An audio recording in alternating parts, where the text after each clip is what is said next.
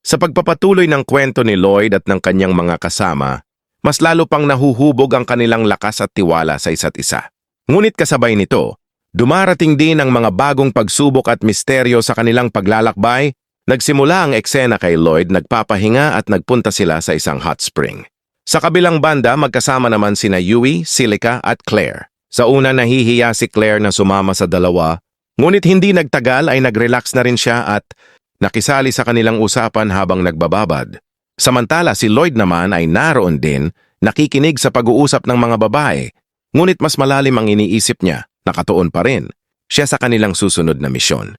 Dahil sa labis na pag-iisip, hindi niya namalaya na masyado na pala siyang madiin na nagkakaskas ng likod ni Cross na nagreklamo sa kanya. Kinabukasan, umalis si Dagger para bumili ng gamit na magagamit sa kanilang paglalakbay. Sa isang tindahan ng armas, nakasalubong niya ang isang mayabang na lalaki na agad siyang minamaliit. Sinabi pa nito na mababa lang ang ranggo ni Dagger at hindi bagay na doon bumili. Ipinakilala ng lalaki ang sarili bilang Karan, isang A-rank adventurer na kilala sa bayan. Bigla nitong ginusto bilhin ang isang heritage artifact ng matanda sa tindahan, ngunit tumanggi ang matanda.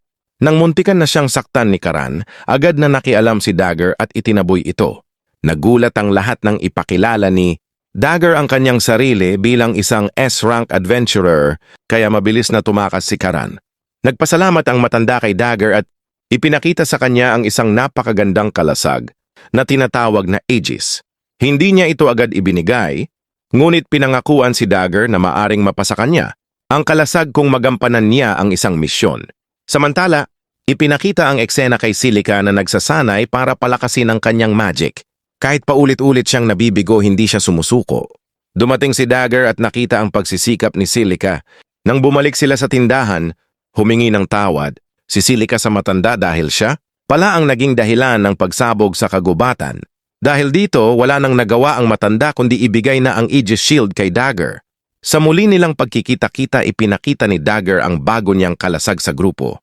Namangha sila Lloyd at ang iba pa sa kapangyarihan nito. Bukod pa rito, ipinaalam ni Silica ang bago niyang magic na ikinahanga rin ng lahat. Napaisip tuloy si Lloyd at nasabi na lang na kahanga-hanga sila Dagger at Silica, kaya kailangan ko ring mag-improve. Sa bagong kalasag ni Dagger at pinatibay na mahika ni Silica, lalo pang tumitibay ang samahan ng grupo. Ngunit sapat na kaya ito para sa mga paparating na laban? Abangan natin sa susunod na kabanata ng Scooped Up by an S-Rank Adventurer.